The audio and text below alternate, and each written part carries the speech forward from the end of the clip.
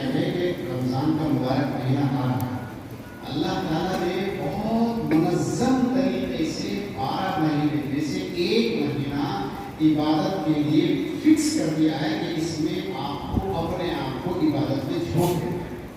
یہ اللہ کی طرف سے طے ہے. اللہ تعالیٰ نے اس مبارک مہینے کی فضیلت کو بیان کرنے کے لیے قرآن کریم میں فرمایا شہر رمضان الذی انزلت فیہ القرآن. اللہ فرماتے ہیں ارے بھائی رمضان کا مہینہ اتنا مبارک، اتنا بڑا، اتنی عظمت والا مہینہ ہے کہ میں نے قرآن بھی اسی مہینے میں اتارا. یہ اللہ فرماتے ہیں قرآن کریم بھی اسی مہینے میں نازل کیا. صرف یہ ایک فضیلت اس مہینے کی برکت، عزت، شہرت کے لیے کافی ہے. ہزاروں حدیثوں کی بھی اس کے مقابلے میں ضرورت نہیں ہے، لیکن پھر بھی اہمیت بڑھانے کی ساری چیزیں اپنی جگہ صحیح ہے. میں یہ عرض کر رہا ہوں کہ یہ اتنی بڑی بات ہے کہ اللہ نے اپنا پاک کلام 30 پاروں کا اس مہینے میں نازل کیا ہے. اور آپ کی نالج میں اضافہ ہو جائے گا کہ جتنی بھی اللہ تعالیٰ کی کتابیں نازل ہوئی وہ ساری اسی مہینے میں آئی. حضرت موسیٰ علیہ السلام پر نازل ہوئی، حضرت داؤد علیہ السلام پر نازل ہوئی، حضرت عیسیٰ علیہ السلام پر نازل ہوئی. ساری کی ساری کتابیں اسی مہینے میں نازل ہوئی. تو جناب کچھ تو ہے اس مہینے. اللہ تعالیٰ اپنا آسمانی پروگرام سارا کا سارا اسی مہینے میں بھیجتے ہیں، تو کچھ تو ہے نا اس مہینے میں. اس لیے آپ اس کی اہمیت سمجھیں. رمضان کا مبارک مہینہ آ رہا ہے. جنہیں اللہ تعالیٰ نے توفیق دی ہے، جو اللہ کے مبارک بندے ہیں، جو اللہ کے پسندیدہ بندے ہیں، ان کے لیے رمضان کا آنا ایسا ہے کہ جیسے سوکھا پڑ جائے، بارش نہ ہو، لوگ پریشان ہو جائیں، جانور مرنے لگے، زمین میں سے پودے نکلنے مشکل ہو جائے، ایسے میں اچانک بارش ہو جائے تو جناب سب سے زیادہ خوشی کے فریاد والوں کو ہوتی ہے. ایسے ہی رمضان کے مبارک مہینے کی خوشی ہونی چاہیے کہ اللہ تعالیٰ اتنا مبارک مہینہ ہمیں عطا فرما دے. اور نبی کریم صلی اللہ علیہ وسلم سے سمجھدار کوئی آدمی دنیا میں پیدا نہیں ہوا. آپ سے زیادہ اللہ سے تعلق رکھنے والا دنیا میں پیدا نہیں ہوا. 2 مہینہ پہلے رسول اللہ صلی اللہ علیہ وسلم رمضان کے لیے دعا کرتے تھے. 2 مہینہ پہلے اللہ کے نبی اسلام رجب اور شعبان 2 مہینوں میں کہا کرتے تھے اللہم بارک لنا فی رجب و شعبان وبلغنا رمضان. اللہ ہمارے رجب اور شعبان میں برکت دے دے اور ہمیں رمضان تک پہنچا دے. یہ اللہ سے دعا کرتے ہیں. آپ صلی اللہ علیہ وسلم یہ دعا مانگتے ہو کہ ہمارے لیے تو بہت زیادہ ضروری ہے کہ دعا کریں اور اس کی خوشی منائیں کہ رمضان آ رہا ہے.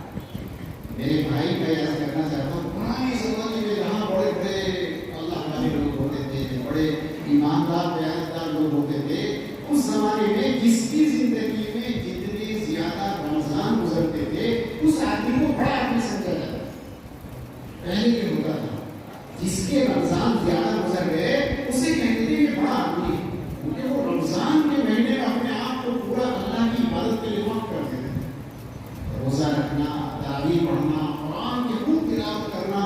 امام ابو حنیفہ رحمۃ اللہ علیہ جیسا آدمی، اتنا بڑا عالم، اتنا بڑا فقیہ کہ ساری دنیا کے اماموں کا امام ہے، ساری دنیا کے فقیہوں کا فقیہ ہے، ساری دنیا کے عالموں کا عالم ہے. اتنے بڑے آدمی پورے رمضان میں 63 قرآن پڑھتے تھے. 63 اتنی بڑی بات نہیں ہے. ہم تو صاحب یہ قرآن پڑھنے کو بھی ضروری نہیں سمجھتے. میرے بھائی فکر کرو یہ کتنا مبارک مہینہ آ رہا ہے. یہ جو 11 مہینے جو پھٹے کھا رہے ہیں، دعا کر دو، کبھی تعویذ دے دو، کبھی یہ کر دو، اس کی ضرورت نہیں پڑے گی. آپ اس مہینے میں لگ پھر کا اللہ کو منا دو، اللہ کو راضی کرو، خوب دعائیں مانگو، خوب قرآن پڑھو، توجہ کے ساتھ روزہ رکھو، تراویح پڑھنے کا پورا اہتمام کرو. یہ مہینہ اللہ تعالیٰ نے ہماری ہدایت کے لیے رکھا ہے. یہ قرآن کریم میں لکھا ہے. یہ تقوی کے لیے مہینہ ہے. یہ اللہ پاک نے ہمارے لیے یہ مہینہ مکمل طور پر اپنی رحمتوں کو برسانے کے لیے رکھا ہے. آپ کوشش کریں، اللہ کرے ہمیں زندگی ملے، ہمیں صحت ملے اور اس مہینے تک پہنچے. انشاءاللہ جس دن رمضان شروع ہوگا آخر تک پوری توجہ کے ساتھ اللہ کی عبادت کریں. ہمارے یہاں بڑے بزرگوں میں بہت بڑے عالم، اور میں تو یہ کہتا ہوں کہ سب سے بڑے عالم ہندوستان کی سرزمین پر مجدد الف ثانی رحمۃ اللہ علیہ، مجدد الف ثانی رحمۃ اللہ، ان سے بڑا عالم ہندوستان میں نہیں. مجدد الف ثانی رحمۃ اللہ علیہ انہوں نے کتاب لکھی ہے مکتوبات. بہت بڑے عالم تھے، اتنے بڑے عالم تھے کہ میرے کہنے سے آپ کے سمجھ میں نہیں آئے گا. واقعہ میں ذکر کر دیتا ہوں تاکہ آپ کی سمجھ میں آ جائے کہ وہ کتنے بڑے عالم تھے. وہ اتنے بڑے عالم تھے کہ اکبر بادشاہ کے زمانے میں تھے. اور اکبر بادشاہ کے بارے میں سب جانتے ہیں کہ وہ ہندوستان کا بہت مشہور بڑا طاقتور بادشاہ تھا. اکبر بادشاہ ایک مرتبہ اس کے دماغ پر اپنی حکومت کا ایسا نشہ چڑھ گیا کہ اس نے یہ طے کر لیا کہ سارے ہندوستان کے رہنے والے ہندو مسلمان جو بھی ہیں یہ سارے کے سارے مکسچر دین پر چلے. اس نے ایک دین بنایا جس دین کا نام رکھا دین الہی. مکسچر دین کا چوچو کا مربع ایسا دین بنایا اس نے. مسلمانوں سے کہا نماز پڑھا کرو اور ہندوؤں کی طرح پشتا لگایا کرو اور گلے میں ہندوؤں کی طرح مارا ڈالا کرو. اور ہندوؤں سے کہا کہ تم اپنا پشتا لگایا کرو مارا ڈالا کرو اور پوجا کیا کرو لیکن نماز بھی پڑھا کرو. ہندوؤں سے جو کہا اس سب کو ایسے مدمن کر دیا. چلو کسی نے کچھ بولا کہ نہیں بولا لیکن اس زمانے کے جو حق پرست علماء تھے وہ کھڑے ہو گئے اور انہوں نے بولنا شروع کر دیا کہ یہ غلط ہے یہ جائز نہیں ہے. آپ دین کو مٹا رہے ہیں آپ دین کو خراب کر رہے ہیں. بہت کہنا سننا شروع کیا مگر وہ بادشاہ کو باغ اٹھانی جو حرکت کر رہا تھا وہ سوچ سمجھ کر کر رہا تھا. اس کے وزیر کے جنہیں 9 رتن کہا جاتا تھا 9 رتن ایسے وزیر تھے اتنے عقل مند وزیر تھے کہ شاید اتنے عقل مند وزیر آج تک پیدا ہوئے ہو ان کے بعد تو اتنا عقل مند وزیر پیدا نہیں ہو شاید قیامت تک نہ ہو ایسا میرا خیال ہے. اتنے عقل مند وزیر تھے اسی لیے ان کو کہا جاتا تھا 9 رتن. ان میں ایک 2 بھائی تھے سگے. ایک کا نام تھا ابو الفضل دوسرے کا نام تھا فیضی. اس سگے بھائی تھے لوگوں کے دونوں. یہ بڑے ذہین لوگ تھے. اس کے وزیر تھے دونوں کے دونوں. ان کے بارے میں لکھا ہے کہ ان کی اتنا ذہن تھا کہ جب کوئی دربار میں ان کے شاعر آتا تھا اور کوئی نظم کوئی قصیدہ سناتا تھا تو ایک بولتا تھا پیچھے سے ابو الفضل بادشاہ سے کہتا تھا بادشاہ سلامت یہ جھوٹ بول رہا ہے شاعر یہ اس کے شعر نہیں یہ میرے شعر ہے. بادشاہ کہتا تھا کہ شاعر تو وہ ہے کہ نہیں میں شاعر ہوں اس کا. بادشاہ کہتا تھا اچھا آپ سنائیے تو وہ سنا دیتا تھا. پھر اس کا دوسرا بھائی بولتا تھا فیضی وہ کہتا تھا کہ یہ اس کے لیے یہ بھی جھوٹ بول رہا ہے یہ میرے شعر ہے. پھر وہ سنا دیتا تھا چاہے وہ 100 شعر ہو 500 شعر سارے سنا دیتے تھے. ان کے اندر کوالٹی یہ تھی کہ ایک کی عادت یہ تھی کہ ایک بار سن کر اسے یاد ہو جاتا تھا اور دوسری کی کوالٹی یہ تھی کہ 2 بار سن کر اسے یاد ہو جاتا تھا. تو بس دونوں کے لوگوں کو بنا دیتے کسی شاعر کو چلنے نہیں دیتے. اتنے دماغدار تھے اور جناب اتنے علم والے تھے کہ بڑا کمال ان کا علم تھا. اور انہوں نے اپنے زمانے میں قرآن کریم کی تفسیر لکھی ایسی شاندار تفسیر لکھی کہ آج تک ان کے بعد کوئی عالم اس نوعیت کی تفسیر نہیں لکھ سکا اور شاید قیامت تک نہ لکھ پائے ایسا ہی لگتا ہے. ایسی زبردست تفسیر لکھی. انہوں نے ایسی تفسیر لکھی کہ 20 پاروں کے قرآن کی تفسیر ہے اور پوری تفسیر میں ایک بھی نقطہ نہیں. کہاں سے وہ لفظ لائے کس زبان کے لفظ لائے کتنی لینگویج ان کو آتی تھی اللہ جانے. اور انہوں نے لفظ استعمال کیے ہیں ایسے جن میں نقطہ نہیں آتا نقطہ ہی نہیں ہوگا. اتنی زبردست تفسیر لکھی ہوگی سوچے کہ نقطے والا لفظ استعمال ہی نہیں کیا. ہم تو جھوٹ تو بھی بول جائے تو جھوٹ میں بھی جینا آ جاتا ہے نقطے والا. کچھ بھی بولو گے تو کہیں نہ کہیں نقطے والا لفظ آتا ہے. وہ کتنے ان والے لوگوں کے بتانا یہ کہ انہوں نے تفسیر لکھی اس کا نام بھی ایسا رکھا اس میں بھی نقطہ نہیں. سواتِ الہام کتاب کا نام رکھا سواتِ الہام. ہمارے یہاں مظاہر میں موجود ہے جو دیکھنا چاہے وہ جا کر دیکھ سکتے ہیں. ایسے تمام کے لوگ اتنے تعلیم یافتہ لوگ اکبر بادشاہ کی پیٹھ پر کے وہ اسے گمراہ کر رہے تھے. اب ان کا مقابلہ کرنا آسان تو نہیں تھا. اب جو بھی عالم آتا تھا ان سے بحث کرتا تھا ہار جاتا تھا. جو بھی عالم آتا تھا بحث کرتا تھا ہار جاتا تھا. اور کچھ عالموں کو پکڑ کر مجھے پڑھا دینا کوئی بہرا کھڑا نہیں اتر پاتا. یہ مجدد الکسانی رحمۃ اللہ علیہ تھے. انہوں نے مقابلہ کیا اور اتنا زبردست مقابلہ کیا کہ لاجواب کر دیا ان کے سارے دھرموں. جواب نہیں بنتا تھا. آخر مجبور ہو کر گوالیار کی جیل میں 2 سال ان کو ڈالے رکھا. ان کے علم سے اتنے متاثر ہوئے اس کے جنرل کرنل اس کے اوپر ایمان لے آئے اس کے معتقد ہو گئے ان سے مرید ہو گئے مجدد الکسانی سے. پھر انہوں نے بادشاہ کو سمجھایا کہ اس جہالت میں پڑے ہو یہ عالم بہت بڑے عالم ہے. آخر اللہ تعالیٰ نے اس کا دماغ پلایا کہ اس نے اپنے خاص طور پر پروگرام کو واپس کیا. خاص کتابوں میں لکھا ہے پر اکبر بادشاہ کو بعد میں جو ہے وہ ایمان کی اللہ جانے، لیکن بتانا یہ ہے کہ اتنے بڑے عالم ہیں کہ آج ہندوستان میں جو مسلمان نظر آ رہے ہیں یہ مجدد اقتصادی رحمۃ اللہ علیہ کی محنت کی برکت ہے. اگر وہ محنت نہ ہوتی تو وہ کر دیا تھا ڈاکٹر بادشاہ. اتنے بڑے عالم کی کتاب لکھی، اس میں ایک کتاب کا نام ہے مکتوبات. اس مکتوبات نام کی کتاب میں انہوں نے لکھا ہے رمضان کے بارے میں، اور انہوں نے یہ کہا کہ رمضان اتنی برکتوں والا مہینہ ہے، اتنی برکتوں والا مہینہ ہے کہ اللہ تعالیٰ اس مبارک مہینے میں اتنی برکتیں نازل فرماتا ہے کہ جس طرح پورے سمندر کے ساتھ میں ایک قطرہ ہوتا ہے، پورے 11 مہینوں میں جو کچھ اللہ کی رحمتیں آتی ہیں وہ قطرے کی طرح ہے، اور رمضان میں اللہ کی جو رحمتیں آتی ہیں وہ سمندر کی طرح. اتنی قدر ہونی چاہیے اس مبارک مہینے کی. ڈر لگتا ہے، شرم آتی ہے. مبارک مہینہ ہو اور ہماری فلمیں چل رہی ہیں، گانے چل رہے ہیں، ٹی وی چل رہے ہیں، شرم سے دور بھاگنا سے. بڑے افسوس کی بات ہے. ایمان والا ہو اور رمضان جیسے مبارک مہینے میں روزہ رکھے، قرآن کا پڑھے، ان میں سے گال کیا جائے، وہ لڑائی نہ کرے، اتنی ڈوبر میں کبھی ہدایت میں نہیں سکتی. اس لیے میری درخواست ہے کہ آپ حیر کر لیں انشاءاللہ، رمضان کے مبارک مہینے کی قدر کریں. مگر یہ ہے اس طرح نہیں چلے گا. اس کے لیے میری درخواست آپ سے یہ ہے، یہ تو بڑے سب کہتے ہیں، میں کوئی خاص بات نہیں کہہ رہا ہوں کہ میری اہل لوگوں کریں گے. ساری کتابوں میں لکھا ہے، تقریریں آ رہی ہیں، بیان ہو رہے ہیں، ٹی وی پر ہے، نیٹ پر سب ہو رہا ہے. لیکن میں جو کہہ رہا ہوں کچھ الگ قسم کی بات ہے، وہ نہیں ملے گی آپ. جو میں کہہ رہا ہوں وہ آپ کو نہیں ملے گی کہیں. جو میں نے کہا یہ سب مل جائے گا. میں کیا کہہ رہا ہوں، رمضان کے مبارک مہینے سے پہلے اگر آپ سیریس ہیں، آپ چاہتے ہیں کہ اللہ کو راضی کریں گے انشاءاللہ، اور خدا کرے ہمارا ایمان اور خاتمہ آپ چاہتے ہیں، آپ کی ذمہ داری ہے رمضان کے شروع ہونے سے پہلے اس ٹاپک پر اپنے بچوں سے، گھر والوں سے بات کرو. بات کرو اپنی بیٹیوں سے، اپنے بیٹوں سے، اپنی بیوی سے بات کرو اس سے پہلے کہ انشاءاللہ پچھلے رمضان میں اگر ایک قرآن پڑھا تھا تو انشاءاللہ اس سال میں، اس رمضان میں 2 پڑھے. کیا کرو، گھر والوں سے بات کرو اس موضوع پر.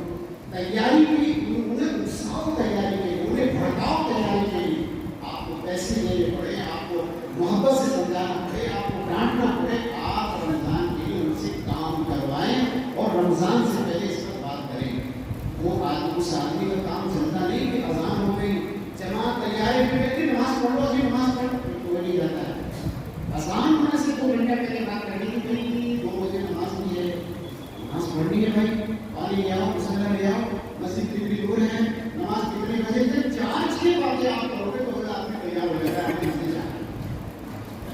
اب جماعت تیار ہے، آپ بھی چلو نماز تیار ہے، میرا تو پیشاب آ رہا ہے، پھر وہ پیشاب بتائے نہیں، میرے تو کپڑے صحیح نہیں، کچھ کہے گا. آپ سیریس ہیں تو پہلے سے کام کرو. رمضان شروع ہونے سے پہلے اپنی بیٹیوں سے، بیٹوں سے، گھر والوں سے بات کرو. میں جو کہہ رہا ہوں اگر سیریس ہو، ذمہ داری سمجھتے ہو، ایمان پر خاتمہ چاہتے ہیں تو فکر کرو. اور غفلت کے ساتھ کرنا ہے، پتہ نہیں کس حال میں موت آئے تو مسئلہ الگ ہے. ان کے لیے یہ بات ہے، یہ بات تو صرف ان کے لیے جو چاہیں کہ نہیں ہمیں اللہ کا بندہ بن کر، ہمیں کامل مومن بن کر بننا ہے، اللہ کے سامنے جانا ہے، رسول کو ہو کر جانا ہے. بات تیاری تو ایک تیاری تو یہ ہے کہ رمضان سے پہلے اپنے بیٹوں بیٹیوں سے بات کرو. یہ اتنی بڑی بات کہہ دی میں نے، جس کا آپ کو اندازہ نہیں ہے. اتنی بڑی بات کہہ دی میں نے اس لیے کہ بڑے بڑے حافظ ہیں، قاری ہیں، مولوی ہیں، مفتی ہیں، 40 سال سے مسجدوں کے امام ہیں، بچوں سے بات نہیں کرتے. ان کے بھی گھروں میں قرآن نہیں پڑھا جاتا.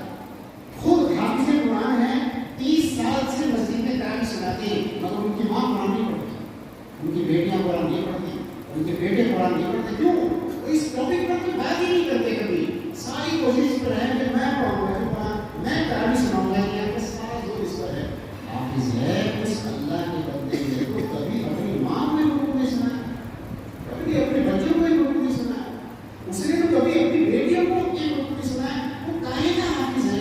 یوں کرنا چاہیے ایسے حافظوں کو. یعنی تم دکان چلا رہے ہو، کاروبار کر رہے ہو، مسجد میں قرآن سنائیے تعلیم. سبحان اللہ. لیکن گھر والوں کو کیوں محروم کر رہے ہو؟ ایسے بٹنے لگے، سونا بٹنے لگے، چاندی بٹنے لگے. سب سے پہلے میرا بیٹا، سب سے پہلے میری بیٹی. اللہ کا دین ہے، آخرت کی رجاعت جس پر منحصر ہے. اللہ کا پاک کلام اور اپنی ماں کو بھی قرآن نہیں سنا. حافظ ہو، قاری ہو، مولوی صاحب کو ساری تقریریں یہاں بیٹھتے ہوئے بچوں سے کیوں نہیں بات کرتے؟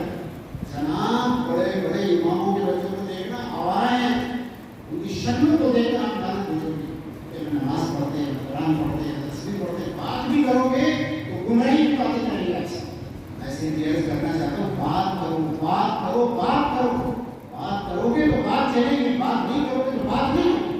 تقریر کرنے سے مسئلے حل نہیں ہوتے۔ میں آپ سے بہت ذمہ داری سے کہہ رہا ہوں کہ بچوں سے بیٹھ کر بات کرو۔ رمضان آ رہا ہے تو انشاءاللہ قرآن پڑھنا، تراویح پڑھنی، پابندی سے روزے، بات کرو گے تو بچوں کو مسلمان چھوڑ کر جاؤ گے، اگر بات نہیں کرو گے تو جناب آپ جیسے کہنے والے بہت آتے چلے جاتے ہیں۔ میں تو فکر کرتا ہوں اور کوشش کرتا ہوں، اور کوشش کے ساتھ ہی آپ سے کہتا ہوں آپ بھی انشاءاللہ کوشش کریں کہ رمضان کے مبارک مہینے کی انشاءاللہ ہم پوری قدر کریں گے، پہلے بات کریں گے۔ ایک آخری بات ذرا سی، یہ تو ہو گئی رمضان کی قدر دانی کی بات، لیکن ناقدری بھی بہت ہوتی ہے، اس کے لیے ذرا سا یہ ہے ہماری ساری بہنیں بیٹیاں، رمضان کا مہینہ آتا ہے، ساری بازار سب بازار میں بیٹھی ہے، ابھی افطاری کا وقت ہو رہا ہے، قبولیت دعا کا وقت ہے، اور جناب ان کا حال یہ ہوتا ہے وہ عورتیں دیکھ رہی ہیں، وہ بیٹے دیکھ رہی ہیں، وہ چوڑیاں دیکھ رہی ہیں، دور بھرنے کی بات ہے۔ اللہ تعالیٰ اس وقت میں رحمتیں برسا رہا ہے اور وہ چوڑیاں دیکھ رہی ہیں۔ یہ کون بیمار؟ یہ آپ بیمار ہے، عورتیں خود نہیں جانتی، آپ نے ذمہ داری، آپ نے ذمہ داری، یہ رمضان سے پہلے سے شاپنگ پوری کرائی ہے۔ آپ کہیں گے وہ ڈیزائن پر رمضان میں آتے ہیں، تو ڈیزائن اصل ہے یا اللہ کے سامنے حاضر ہو کر جواب دینا اصل ہے؟ یہ ڈیزائنوں کو کرنا ہے، یہ قبر میں جائیں گے ڈیزائن اپنے گھر کو سمجھائیے، رمضان سے پہلے اپنی شاپنگ کمپلیٹ کراؤ اگر سیریس ہو۔ میں تو بھائی میرے بچے یہی ہیں، آپ اپنے پیچھے ہوٹل سے پوچھ لینا، پیسے دے چکا ہوں، خریداری کرا چکا ہوں، بھائی میں ان کے پیسے بچے تو میں حاضر ناظر ہو کر اللہ کو کہہ رہا ہوں، حالانکہ میرے بچے بھی مائنڈ میں سن رہے ہیں، لیکن حاضر ناظر ہو کر اللہ کو کہہ رہا ہوں پیسے دے چکا ہوں، شاپنگ کرا چکا ہوں، ہلکی پھلکی کچھ باقی ہو تو میرے لیے مجھے یہ بتایا کروں گے، ہلکا ہوگا کچھ باقی ہوگا تو یہ عمل کر کے آپ سے کہہ رہا ہوں، آپ یہ ورنہ بڑے بڑے حافظ قاری مولوی مفتی کہوں میں ان کی گاڑیاں بہت اچھی، لوگ یہاں پوڑیاں ایسی بڑی بڑی لگاتے ہیں اور ان کے عورتیں بازار میں دھکے گاڑی رمضان عورتیں دھکے گا رہے ہیں، بڑے بڑے مجاہد کرنے والے، قربانیاں دینے والے۔ میں کہہ رہا ہوں بات کرو، بچوں سے بات کرو، انشاءاللہ کام ہوگا۔ شادیوں کی بات کرتے ہو، جب گھر میں شادیوں کی بات کرتے ہو تو جناب ماموں کے یہاں بھی ذکر ہو رہا ہے، خالو کے یہاں بھی ذکر ہو رہا ہے، نانا کے یہاں بھی ذکر ہو رہا ہے، پورے مہینے میں آپ کی شادی کا ذکر ہو رہا ہے، آپ ذکر کر رہے ہو، پوری رشتے داری میں، خاندان میں، برادری میں نام پہلے شادی ہے، کپڑے بناؤ، جوتے بناؤ، شادی میں تو آپ ذکر کر رہے ہو۔ جس دن آپ سگائی شادی کا ذکر کرنا تھا، بات کرو، اس پوائنٹ کو پکڑ لو، پہلے بات کرو گے تو بات چلے گی، بات نہیں کرو گے تو پھر تقریریں تو ہوتی رہتی ہے، کیا کرنا۔ اللہ تعالیٰ مجھے بھی فکر کی توفیق دے اور آپ کو بھی عقل کی توفیق عطا فرمائے۔ 4 دن کی تقریر کرنے والے باقی ہے، ایک آخری بات یہ عرض ہے کہ یہ تقریر کا مسئلہ عمل سے حل ہوتا ہے، عمل کرنا چاہیے، ہماری کوئی حیثیت بغیر عمل کے کچھ نہیں ہے، عمل کرتے ہیں تو پھر ہماری حیثیت ہوتی ہے، ورنہ تو جناب دین والے تو بہت ہے، شیطان سے زیادہ ایک کسی ہے کلیہ جزیہ سب کا ایک جانتا ہے، ہمیں تو ہے بھی نہیں، سب سے بڑا علی تو شیطان، لیکن مسئلہ تو عمل سے حل ہوتا ہے۔ اس لیے میں عرض کرتا ہوں کہ ہماری قیمت اللہ کے یہاں عمل سے کیا ہے، میں سکینا سب کو اللہ تعالیٰ ہمیں عمل کی توفیق دے، اللہ تعالیٰ سے دعا میں اور اس کی توفیق مانگے کہ اللہ ہمیں عمل کی توفیق دے، اور ذرا دن سے دعا کرو، 5-7 منٹ میں انشاءاللہ بول سکتے ہیں، ٹھیک ہے۔